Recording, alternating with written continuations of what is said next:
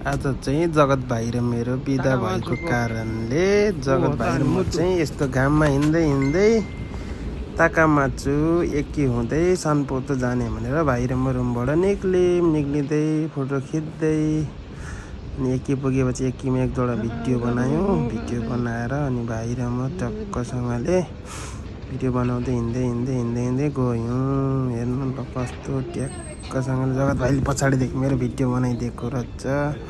यो चाहिँ ताकामाचुको एकदम मुटु भन्ने पनि हुन्छ, मेन ठाउँ हो यो।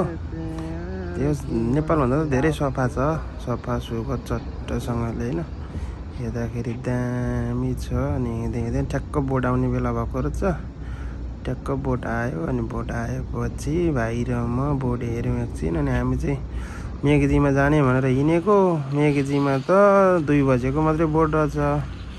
गएर फर्किने रात हुन्छ भनेर फेरि भाइ र म एकछिन त्यहाँ यसो फोटोसोटो खिचेर फर्क्यौँ। अनि एकछिन खाजासाजा खायौँ। खाजा खाएर जगत र भाइ